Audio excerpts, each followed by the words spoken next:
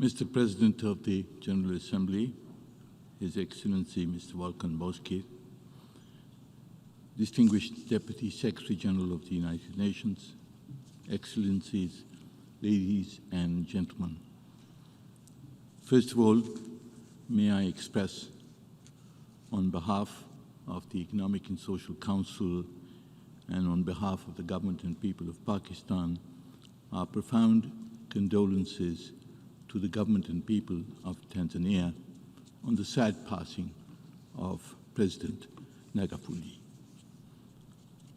Excellencies, water is a natural resource that is vital for sustenance of life on Earth.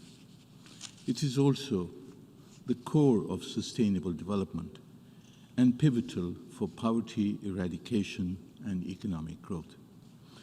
The critical importance of water has been highlighted further by the COVID-19 pandemic. Access to safe drinking water, adequate sanitation and hygiene have provided protection during the pandemic. They will remain critical, at least until the vaccine becomes available to all. Excellencies, the legal right of all to safe drinking water has been universally recognized. The focus of our efforts should be to fully implement this fundamental right for all the world's peoples. It is a matter of serious concern that by 2050, more than half the world's population will be at risk due to water stress. Desertification alone threatens the livelihoods of nearly 1 billion people in 100 countries.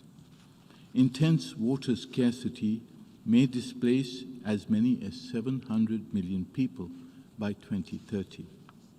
Over the last 20 years, the overwhelming majority of disasters, almost 90% of them, have been weather-related and water-related events. 40% of the world's population lives within shared river basins.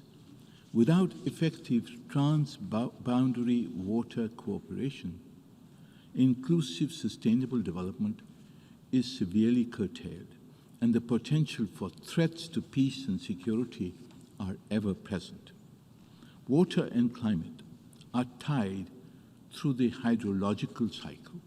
Climate change and associated changes in the hydrological cycle will lead also to biodiversity loss.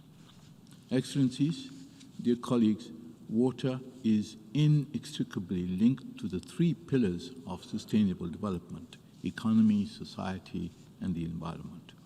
Achievement of the water-related goals and targets is essential to the successful implementation of a number of development agreements, such as the new Urban Agenda, the Paris Agreement, the Sendai Framework for Disaster Risk Reduction, the SIDS Accelerated Modalities of Action, the Samoa Pathway, the United Nations Framework Convention on Climate Change, the Convention on Biological Diversity, and the United Nations Convention to Combat Desertification.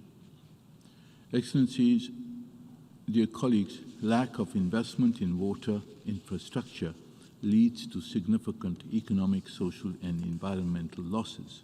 According to the Organization of Economic Cooperation and Development, the OECD, the total financing needed between 2016 and 2030 for transition to a water-secure world would require an additional annual investments of $500 billion. Global estimates for financing this water transformation range from 6.7 trillion by 2030 to 22.6 trillion by 2040.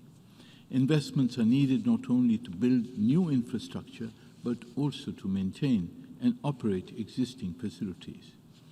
Failure to improve water resource management could diminish national growth rates by as much as 6% by 2050.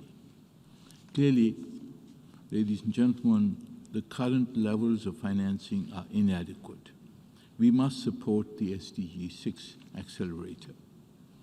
Member states must also be encouraged to explore new approaches for investments in environmentally sustainable water and sanitation-related infrastructure.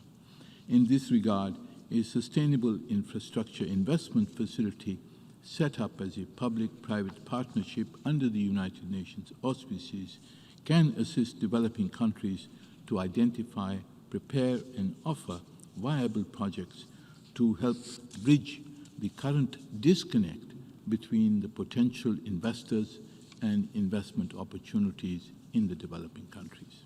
Excellencies, cooperation at all levels is required for a holistic, systemic, and multilateral response to confront and overcome the water challenge. Only by working together can we achieve the implementation of SDG 6 and water-related goals and targets across all the SDGs.